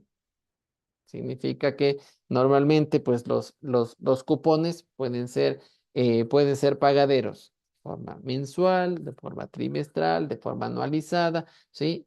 Normalmente los bonos son instrumentos de largo plazo. ¿Sí? Son instrumentos de largo plazo. Y luego tenemos, pues, sabemos que existe un riesgo, el riesgo de la tasa de interés, la tasa de mercado sube, los precios de los bonos emitidos el precio del bono emitido baja, ¿no? Entonces, básicamente hay un riesgo, siempre va a haber un riesgo, puede ser muy mínimo, pero existe un riesgo, ¿sí? Porque es una operación financiera. Y el descuento de los flujos, dice, el precio actual de un bono es del valor presente exacto de todos sus cupones futuros más del principal descontado a una tasa de mercado. ¿Qué significa? Sí, que si yo emito un flujo, perdón, emito un bono para 12 años, ¿sí? Y ha ido pagando 10 años, pero quiero liquidarlo en ese momento, ¿qué es lo que debo hacer? Traer a valor presente todos los valores que tengo desde el año 10 hasta el año 20, del año hasta el año 10 y descontado y puedo liquidar ese valor, ¿sí? Eso es un descuento de flujos. En cualquier momento yo puedo liquidar ese bono, ¿sí? Ya no quiero tener ese valor, ¿sí? Entonces, ¿eso qué quiere decir? Yo puedo pagar de forma continua. Si yo emito un bono, normalmente los bonos, como digo, son de largo plazo. Si yo emití un bono a 20 años, ¿sí? Y he ido pagando los cupones mes a mes, ¿sí? Y año a año hasta el año 10. Y si yo digo en el año 10 ya tengo los recursos para pagar ese bono y liquidar ese bono y quiero ya entregar los recursos a los inversionistas, ¿qué es lo que yo voy a hacer? Sé que hay un pago de futuro que esperaban los inversionistas, lo traigo a valor presente al año 10, ¿sí? Con capital e intereses, traigo a valor presente en el año 10 y digo, este momento yo a mis inversionistas debería pagarles tal valor. ¿Por qué? Porque yo ya pagué 10 años y aún me faltaba pagar otros 10 años, ¿sí? En cualquier momento puedo hacer ese pago. Si cuento con los recursos, yo puedo pagar en el año 1, en el año 2, 3, 4, 5, 6, ¿sí? O en la cantidad. Y si no tengo para pagarle en ese instante, espero hasta el año 20, ¿sí? Que ya saqué todos los recursos de la hidroeléctrica y ya está operando, ha generado rendimientos, me está generando resultados, me está dando el recurso necesario para acumularlo en la cantidad de los 100 millones de dólares, ¿sí? Y en el año 20 cumplo, ya pagué todos los 20 años, pagué los intereses y en el año 20 te devuelvo el capital y eso se entrega a los inversionistas. ¿Estamos? ¿Sí? Esa es una forma de liquidar un bono, ¿no? ¿Sí? A través del descuento de flujos. En cualquier momento puedo pagarle, pero sé que yo ya tuve que pagar un espacio de tiempo, pero también tenía un compromiso porque el bono fue emitido a 20 años. Por lo tanto, los inversionistas esperaban sus intereses durante 20 años. Si quiero liquidarlo antes, hago el efecto de traer a valor presente. A valor presente en el momento en el que me encuentre, ¿sí? Si yo ya pagué 2 años y era a 20, lo traigo al año 2. Si ya pagué 5 años y era el año 20, lo traigo hasta el año 5. ¿Sí? Eso vamos a ir desarrollando dentro de nuestras clases. ¿Estamos? Uy, Inge, o sea que lo traemos dependiendo al año en que estamos. En el año que quieres liquidar, ¿no es cierto? Si ya vas pagando N cantidad de tiempo y tú ya cuentas con los recursos para devolver o liquidar el bono, ¿sí? Entonces, cuentas con los recursos, ¿qué dices? Yo tengo una obligación, el bono te da una obligación por el tiempo que has efectuado. ¿Por qué? Porque el inversionista dijo, yo voy a invertir en ese bono porque ese bono me va a dar durante 20 años, me va a dar flujos de interés. ¿No es cierto? Es el primer compromiso del bono. Ahora, si tú me quieres devolver el dinero, no me vas a poder devolver solo el dinero hasta esa fecha, sino me tienes que devolver todo lo que tú me garantizaste me ibas a garantizar durante 20 años de intereses. Entonces, traes a valor presente todos los flujos, año a año, lo traes hasta el año que vas a liquidar. Si es en el año 5, lo traes todos del año 20, del año 19, 18, 17, 16, lo vas trayendo a valor presente y lo traes en el año 5 y dices, en el año 5 el valor de este bono ya no va a ser 100 millones, ni va a ser, no va a ser posiblemente 200 millones por los 20 años, ¿no es cierto? Entonces es 150 millones, te tengo que pagar 150 millones de dólares, ¿por qué? Porque es el traer a valor presente. Ya vamos a hacer ejercicios de esos para tener un poco más claridad en ese sentido, ¿ok? Pero yo tengo que liquidar por el compromiso que el bono se hizo a la hora de la emisión, ¿sí? Que era garantizar a los inversionistas tener durante 20 años el pago de intereses. ¿Estamos? Ya, gracias. Forma parte del valor del dinero en el tiempo. Vamos a ver, la dinámica de la renta variable en acciones, ¿sí? Cuando el flujo de efectivo, el flujo de efectivo genera dividendos, dice la fracción de la utilidad que la empresa decide repartir, los cálculos mediante el modelo de descuento de dividendos, ¿sí? Según Gordon Shapiro, ¿no? Que es una de las modalidades de desarrollo de flujo de efectivo. Y por otro lado, pues la apreciación o la ganancia de capital que es el incremento en el precio de la acción en el mercado secundario. Entonces, la renta variable tiene dos formas de generar rendimientos. La primera, pues, es una vez que se termina el periodo de tiempo, ¿sí? Una vez que se genera el periodo de tiempo, la empresa generó utilidades, las utilidades ascienden a tal valor, divido para el número de acciones, ¿sí? Y el número de acciones que tenga cada accionista, le pago esa utilidad. Eso es pago de dividendos, ¿sí? Según pues Gordon Shapiro, pues es la modalidad de devolver a tu inversionista el valor de lo que ha invertido, ¿cierto? De esa manera es el efecto de flujo de efectivo. Adicional a eso, si la empresa está Dije, eh, perdón que le moleste. ¿Puede repetir eso de los pagos de dividendos? ya, Porfa, perdón. el flujo de efectivo que genera. Entonces, normalmente, pues una empresa genera actividades, ¿sí? Actividades anuales. Comienza el 1 de enero y termina el 31 de diciembre. ¿Cuáles son sus actividades? Vender productos, vender servicios y todo el efecto y genera un estado de pérdidas y ganancias, ¿cierto? El estado de pérdidas y ganancias tiene ingresos, menos costos, menos gastos y genera una utilidad. Al final, al 31 de diciembre, cierras la utilidad y dices la utilidad de la empresa es de $1,000, ¿sí? He emitido 1,000 acciones, por lo tanto, cada una de las acciones gana $1 por acción, ¿sí? Eso es un flujo de efectivo por las operaciones que generas diariamente. Inversión, financiamiento y operación, ¿sí? Las empresas te pagan por tener esa acción, te pagan la participación de las utilidades, ¿cierto? ¿Sí? Eso es el pago del flujo de efectivo. Y por eso ganas, cuando tú inviertes en supermercado La Favorita, tú tienes la acción de La Favorita y esperas un año, cierran el balance y La Favorita generó utilidades, ¿sí? Generó utilidades de 1,000. Tiene 1,000 acciones y tú tienes una. Eso quiere decir que La Favorita por esas utilidades te va a pagar $1 y te paga $1 de dividendo. Tienes tu acción y tienes $1 de dividendo del año número uno, ¿sí? Eso es lo que hace el flujo de efectivo, pagarte la utilidad que genera la empresa, ¿sí? ¿Sí? Por tener una acción, porque tú invertiste en esa empresa, le diste recursos para que genere operaciones y en ese año generó N cantidad de dólares. En este caso, $1 por esa acción, ¿sí? Esa es la primera forma de pagar la renta variable. Pero por otro lado, si la empresa está vinculada o está calificada dentro de mercado de valores, ¿sí? Mi valor de acción puede generar un valor, ¿sí? Normalmente las acciones que emites pues en función del capital. Dices, pues he tenido nosotros estamos teniendo tantas acciones, qué sé yo, $1,000 de capital, emitimos 1,000 acciones y cada una de mis acciones vale $1, ¿no es cierto? Entramos al mercado de valores, ¿sí? En el mercado de valores, en la bolsa de valores, entra a cotizar esta acción y entra con el valor nominal, entra con una acción que vale $1, ¿cierto? Sí, por el efecto de la oferta y la demanda dentro del mercado de valores, tu acción puede subir de precio o bajar de precio. Ese es el efecto de la apreciación de la ganancia de capital, ¿cierto? Yo puedo tener una acción de supermercados La Favorita. Salgo al mercado y les digo, tengo una acción que vale $1 de supermercados La Favorita. ¿Quién quiere comprar? ¿Cierto?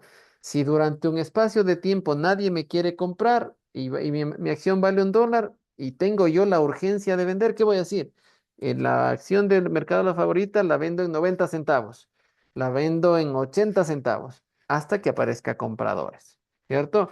Eso puede hacer que tú pierdas valor de tu acción, ¿sí?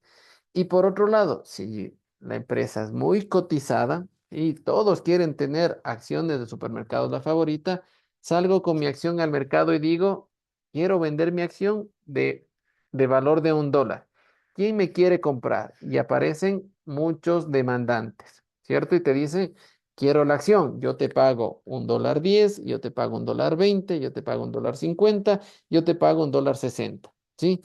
Y comienza a incrementar el valor de tu acción, ¿sí? Por esa vía tú también puedes generar una apreciación del valor de tus acciones o de tus inversiones de renta variable, ¿sí? La una, por el efecto que la empresa puede generar a través de las operaciones diarias y de un periodo de tiempo y te paga por eso, te paga una renta variable. Y por otro lado, por generar y por tener una acción y entrar en el mercado de valores. En el mercado de valores, ¿qué te compran? Te compran la acción, ¿cierto?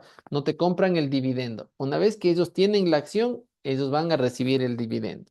Entonces, tú puedes llegar a generar dividendos. Una vez que generas los dividendos, sales al mercado y dices, quiero vender esta acción de Supermercados La Favorita. Y comienza la oferta y la demanda, ¿no es cierto? Y te dicen, tú me estás ofreciendo, pero ya en el mercado hay muchas acciones de la Favorita y nadie te compra. Puede caer el precio, ¿sí? Por otro lado, hay pocas acciones en el mercado y y los demandantes pueden exigir la venta y comienza a subir el precio. Y tú tienes una apreciación de tu capital, de tu acción. Por lo tanto, puedes ganar por los dos lados, ¿ok? Omar, cuéntame. Ingeniero, buenas noches. Oiga, Bueno, ¿qué es cierto que, o sea, no es recomendable comprar acciones en lo que es la favorita o cervecería nacional y toda esa cuestión? Porque no hay mucha ganancia. depende muchísimo exactamente, depende mucho de las, del número de acciones que emiten las empresas. A veces las empresas tienen la oportunidad de vender muchas acciones, ¿sí? Y tu dividendo va a ser muy pequeñito. ¿Qué significa? Que tú deberías tener muchas acciones o comprar muchas acciones para que tu dividendo sea superior, ¿sí? Depende mucho del resultado. Por ejemplo, este año el Supermercado La Favorita tuvo una participación sumamente fuerte y un rendimiento muy alto. Por lo tanto, hoy en día las acciones de La Favorita deben estar muy elevadas en su precio. Todos van a querer tener, ¿por qué? Porque Supermercado La Favorita cerró con utilidades sumamente fuertes, ¿no? Rendimientos muy fuertes para las inversiones, ¿sí? Es uno de los competidores dentro del mercado de valores a nivel de Ecuador. Sí, participa en algunos países, la favorita en algunas bolsas de valores, está a nivel de Latinoamérica, no está en bolsa de valores de los Estados Unidos, así que por ese lado puede ser que te diga, no, no es tan buena como una empresa en los Estados Unidos. Sí, es verdad, paga dividendos a nivel de la región, ¿no? de Latinoamérica, pero son de las empresas más cotizadas a nivel de Ecuador, por ejemplo. Muchas personas en el país querrán tener acciones del supermercado favorita. Es más, muchas empresas invierten en el supermercado favorita comprando acciones, ¿sí? Que sea recomendado depende mucho de tu costo de oportunidad. Ah, yo tengo la oportunidad de comprar acciones de Apple. La participación de Apple a nivel mundial es grandísima y la rentabilidad es súper buena. Entonces depende mucho del costo de oportunidad que tengas. Entonces, si tu costo de oportunidad es de invertir en el Banco del Pacífico que te paga una tasa del 6%, pero Supermercados La Favorita te está pagando entre el 18 y el 20% de rendimiento, me voy por Supermercado La Favorita. Entonces, todo depende de tu costo de oportunidad. Si tienes acceso a mercados internacionales y puedes tener tasas del 20, del 30%, pues ve para allá y dejas de lado tu costo de oportunidad será la favorita de ganar entre el 15 y el 18%. Pero si no estás en el ámbito de las inversiones y lo máximo que tienes es ir a un banco y dejar un certificado de depósito del 6%, pues puedes ir a supermercado La Favorita que está pagando un poco más. Pero asimismo hay un riesgo, ¿sí?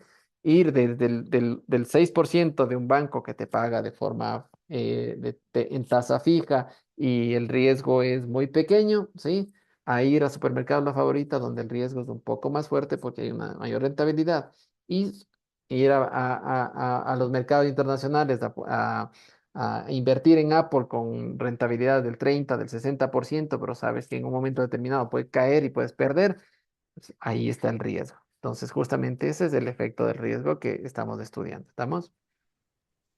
Gracias, ingeniero. Ok.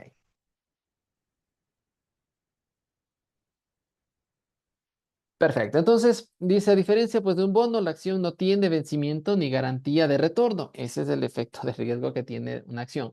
Su valoración económica depende enteramente de proyectar flujos de caja libre bajo pues condiciones de alta incertidumbre, ¿no? Te pueden pagar niveles, empresas en los Estados Unidos, en bolsa de valores, pueden pagarte el 50-60% de rendimiento tranquilamente, ¿sí? Lo pueden hacer una startup, invertir como el efecto de los bitcoins, por ejemplo. Sí, el efecto de los bitcoins era que al inicio tú comprabas bitcoins y se estaba revalorizando, o sea, hasta un 900%. Te pueden pagar 9 veces lo que tú invertiste. ¿Sí? Lo puede hacer, pero pues el crecimiento puede ser muy grande con mucho riesgo. ¿Por qué? Porque un año está en el 900% y el otro cae al menos 120%.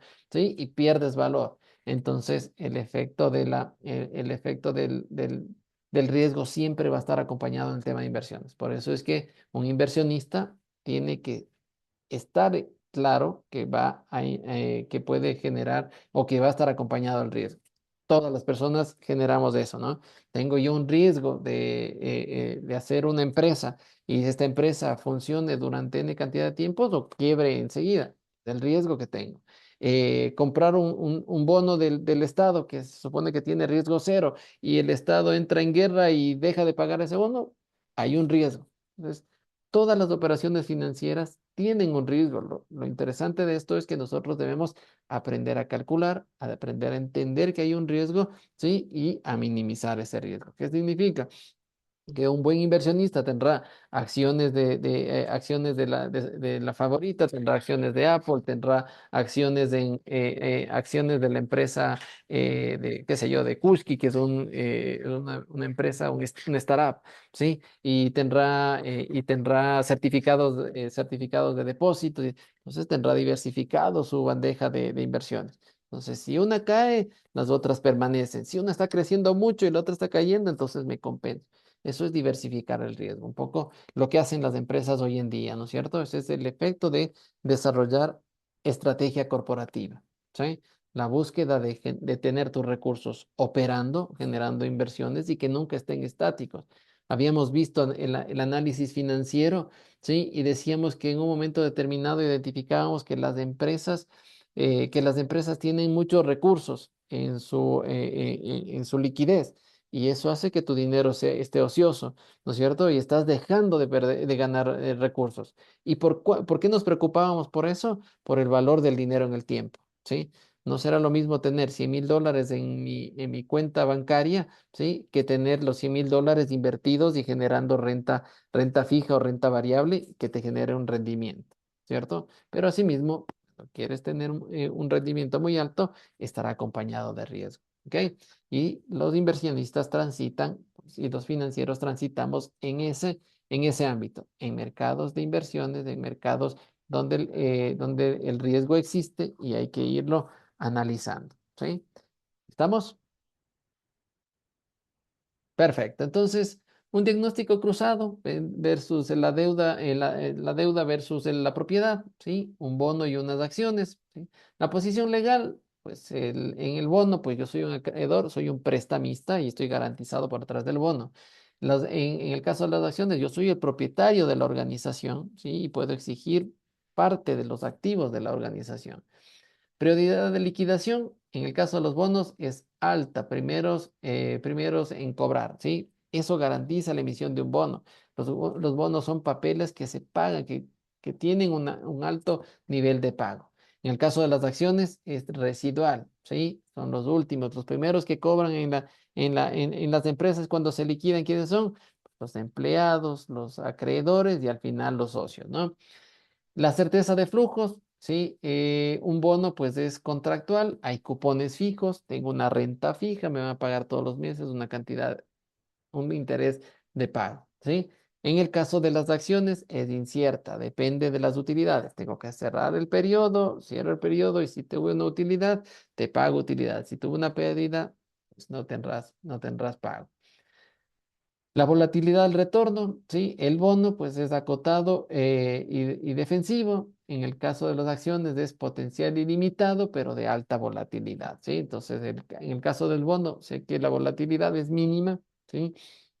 Es un valor muy pequeñito, ¿sí? En el caso de las acciones puede ser ilimitado, pueden pagarme el 900, el 1000% de variabilidad de una acción, sí, sí puede pasar, ¿sí? Invertí $1 y me pagaron $100, estás ganando el 1000%, ¿no es cierto? Sí, entonces eso es lo que puede generarte una acción, ¿sí? Hay mucha volatilidad, ¿sí? Puede haber acciones que crezcan y generen un crecimiento grandísimo. El ejemplo está en Anthropic, que es la de Cloud, ¿sí? Que acabó de emitir acciones del día de ayer, ¿sí? Estamos hablando de una empresa que creció en el lapso de 2 años, creció y tiene un capital de 280 millones de dólares, ¿no es cierto? Entonces, esa cantidad están invirtiendo. Entonces, ha crecido tanto que puede tener un pico de crecimiento porque toda la gente que se lanza a querer comprar y puede tener un crecimiento elevadísimo, ¿sí?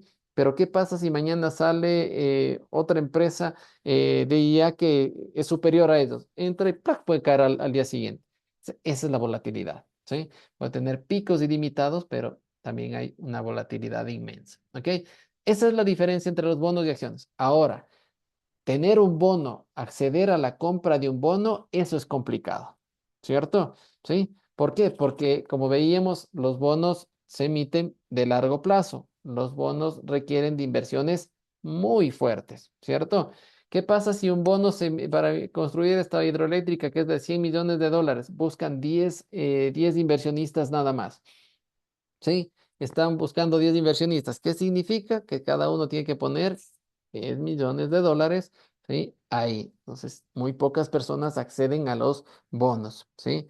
Una emisión de bonos es para valores muy grandes y para muy pocos inversionistas. Entonces, es muy difícil tener un bono, ¿no es cierto? Es muy difícil tener cupones de bonos, ¿cierto? No es tan amplio y los bonos no tienen la misma cantidad como las acciones en el mundo. En el caso de las acciones, las acciones son ilimitadas. Puedes encontrar acciones de todas las empresas en el mundo, ¿cierto? Por lo tanto, tienes un montón. Y es más, tú puedes comprar acciones por $1, puedes comprar por acciones de $10, puedes comprar acciones de $1000 o de $100,000, la cantidad que tú quieras. O sea, muchos productos en el mercado, ¿sí? A diferentes precios. Entonces, sí es más accesible, ¿cierto? Hoy en día puedes tener un broker que te acceda a comprar acciones, compras acciones desde $10, desde $100 y tienes acciones y que te pagan rendimientos sobre estas acciones. ¿Ok? Entonces, esa es la diferencia entre los bonos y las acciones. ¿Estamos? La ley de gravedad financiera, riesgo versus rentabilidad, no nos olvidemos, ¿sí? ¿Cuáles son los productos de menor riesgo? Pues sabemos que las letras del tesoro, principalmente, como habíamos dicho, Estados Unidos, Inglaterra, países, Suiza, que son países que tienen una alta probabilidad de pago, son los que tienen la menor tasa de riesgo. Bonos corporativos, empresas multinacionales, ¿sí? Empresas corporativas de gran corpulencia, ¿sí? Coca-Cola emite bonos, ¿sí? Empresas muy grandes, Nike emite bonos, empresas muy grandes, ¿sí? Que certifiquen que pueden pagar bonos, ¿sí?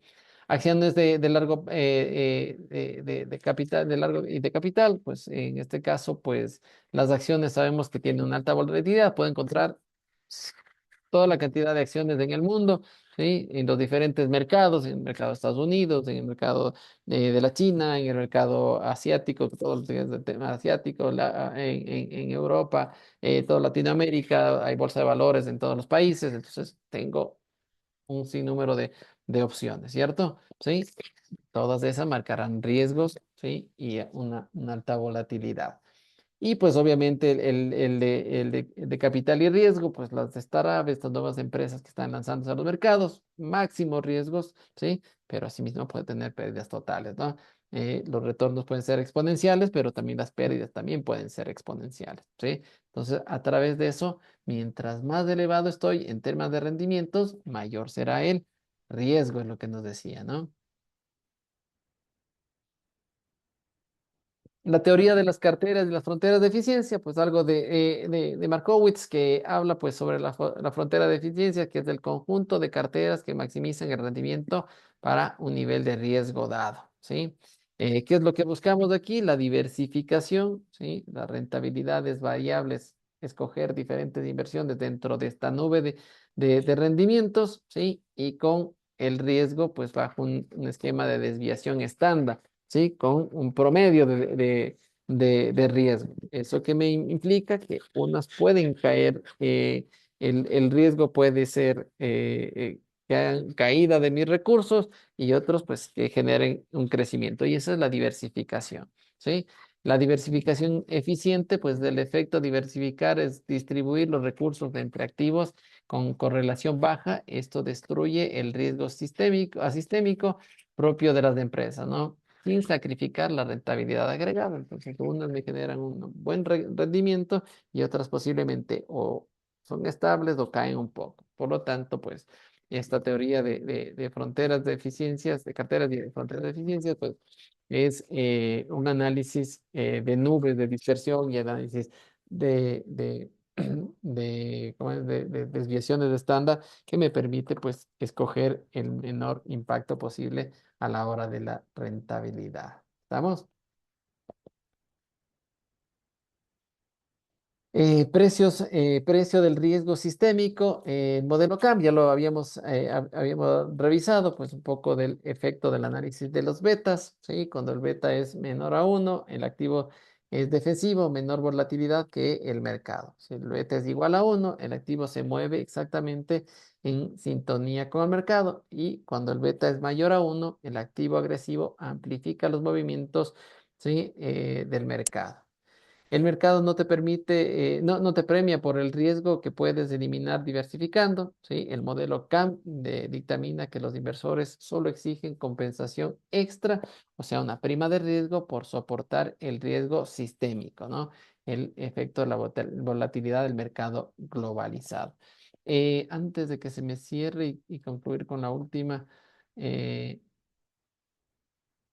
¿alguien más ingresó? Vi que Alejandra Coelho, ¿estás por ahí? ¿O no estás? María de los Ángeles Saavedra, ¿estás?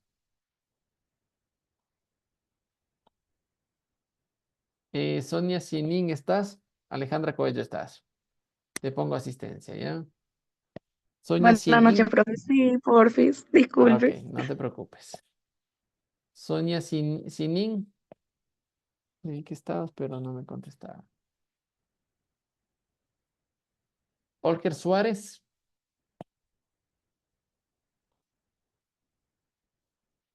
Creo que nadie más. Perfecto, muy bien. Entonces, para finalizar, pues el cerebro del administrador financiero, pues está enfocado en la lógica del valor del dinero en el tiempo y las tasas, ¿sí? Evaluar el costo de capital y proyectar flujos temporales, ese es nuestro trabajo. La selección de un vehículo, estructurar en renta fija para seguridad o en renta variable para crecimiento, ¿sí? Ajuste del riesgo y la rentabilidad, aplicar diversificación de Markowitz y descontar el riesgo vía la metodología CAM. La decisión racional es asignar óptimo de recursos para maximizar el valor de la corporación, buscando pues justamente la eficiencia de las fronteras y las carteras, ¿no? Las finanzas corporativas no son ciencias exactas, son arquitectura de la incertidumbre. Recordemos que en ese ámbito nos vamos a manejar, ¿sí? Si yo busco una inversión, cualquiera que ésta sea, siempre va a haber un riesgo. Por mínimo que sea, siempre va a haber riesgo, ¿no? ¿Y cuál es ese riesgo? La posibilidad de que paguen el interés o no te paguen el interés. Básicamente es lo que generas. Y hay otros productos como las acciones que inclusive puedes perder las acciones, ¿no es cierto? Pueden perder el valor de tu acción. Entonces, hay mucho riesgo dependiendo de las acciones. Y con eso, pues, las finanzas corporativas buscan pues, nadar en ese ambiente de mercados de valores, ¿sí? De mercados internacionales, donde puedes generar inversiones a todo nivel con diferentes riesgos y rentabilidades, ¿no? ¿Sí? Y la combinación de esto hace que la corporación pues vaya creciendo, ¿no? Y ese es el efecto que busca desarrollarse el administrador financiero. ¿Estamos? Sí, con eso pues hemos visto la parte de la unidad número 1 como para irla ya cerrando, ¿ok? Dije una última pregunta, por favor. Cuéntame. No entiendo esta parte que tenía en su diapositiva que decía, el mercado no te premia por el riesgo que puedes eliminar diversificando. El Eh, modelo CAM dictamina que los inversores solo exigen compensación extra por soportar el riesgo sistemático. Exactamente. Entonces, ¿qué es lo que hace? ¿Qué es lo que ayuda a la metodología CAM? Primero, la metodología CAM lo que te ayuda es, si tú quieres tomar un mayor riesgo, ¿sí? Vas a tener que aplicar una mayor beta, ¿no es cierto? Una beta mayor a uno. Significa que tú vas a recibir una mayor rentabilidad o escoger los productos de mayor rentabilidad, pero con la concepción de que vas a tener un mayor riesgo. Eso es lo que busca minimizar CAM, ¿sí? Que tú entiendas que el producto que estás tomando, qué tipo de beta o de riesgo tiene, ¿sí? Y cuál es el efecto o cuál es la prima de riesgo que tú tienes sobre tus costos de oportunidad. Eso es lo que busca determinar. ¿Cuál es tu costo de oportunidad más básico cuando eres un inversionista inicial? Tomar ese dinero y dejar en el banco. El banco te paga entre el 5 y 6%. Si tú quieres ganar más del 5 o 6%, ¿qué vas a hacer? Vas a irte a otros mercados. Entonces, CAM te dice, perfecto, estás, estás de acuerdo que si el banco que te paga el 6% y te vas a ganar un 16%, entendiendo que hay un mayor riesgo, tú tomas o no tomas la acción, ¿sí? O tomas o no tomas la inversión. Eso es lo que busca decirte CAM, darte a entender el riesgo que incluye y el rendimiento que vas a generar por hacer esa acción. Eso te dice CAM, ¿no es cierto? Entonces, lo que dice la metodología es, te explica a dónde te estás metiendo únicamente, ¿no es cierto? Sí. Y ese como el efecto inicial o la aplicación de la metodología CAM. Y la otra, el otro paradigma me decía, perdón que me salí. Y el otro paradigma me decía que pues el mercado no te premia por mayor riesgo, ¿sí? Por más que tú elimines o por más que tú desarrolles cualquier tipo de estrategia, ¿sí? Siempre va a haber un riesgo, ¿sí? Que posiblemente ese riesgo te genere un pago adicional, ¿sí? O no necesariamente te genere ese pago, ¿no es cierto? Entonces, cuando vas creciendo en cuanto a tu diversificación y tu diversificación no es equilibrada, no buscas rentas fijas, no buscas tener productos con menor tasa de riesgo o buscas estar siempre en lo más alto de nivel de riesgo, no te garantiza un premio de pago, ¿no es cierto? Siempre va a haber un Mm, efecto de caída. ¿Sí? El mercado es así, ¿sí? Todas las curvas en el mercado son de crecimiento, ¿sí? De permanencia, de estabilidad y de caída. El mercado se maneja bajo ese criterio. Y el riesgo siempre está asociado a ese crecimiento, permanencia y caída. Por lo tanto, si tú buscas diversificar, ¿sí? Construyendo, como te dice la teoría, construyendo una cartera que esté analizada dentro de una desviación estándar o de márgenes de criterio de caídas de altos y bajos, vas a garantizar un pago, un premio. Pero si tú solo buscas el rendimiento, buscar lo más alto, no te va a premiar necesariamente, ¿sí? Posiblemente no vas a alcanzar ese premio final. Eso es lo que te dice la teoría. Entonces, busca ser equilibrado. Kant te dice eso. Mira, estás yéndote a esas inversiones y esas inversiones te van a pagar esa diferencia de rendimiento. ¿Estás de acuerdo con irte con ese nivel de riesgo para que te pague ese? Entonces tú eliges. Básicamente, ¿no? El CAM solo es una herramienta de visualización que te permite sincerarte en el nivel de riesgo que estás asumiendo para cada una de las operaciones. ¿Estamos? Sí, Inge, gracias. Chévere. Muy bien. Listo. No sé si hay alguna otra pregunta o duda. Perfecto, muy bien. Entonces, el día de mañana continuamos, por favor, con la materia. ¿Sí? Esta información, pues, la pueden obtener dentro de la plataforma. ¿Sí? Vamos a ir desarrollando. Mañana les voy a traer un pequeño caso para ir revisando, pues, justamente estos nuevos aspectos. ¿Ok? De lo que estamos revisando, pues, ver un poquito más sobre productos y herramientas. ¿Estamos? Chéverísimo, muy bien, listo, pues entonces nos miramos el día de mañana, ¿sí? Para continuar con la materia. Inge, una consultita. Cuéntame. Sonia Shini me dijo que estaba llegando a la casa, porque Ya, está en el trabajo, eso me mandó por... ya, perfecto, no te preocupes. Ya, gracias. Ok, listo, pues entonces nos estaríamos mirando el día de mañana. Les agradezco mucho por la participación. Gracias, Inge. Hasta mañana. Gracias, hasta mañana.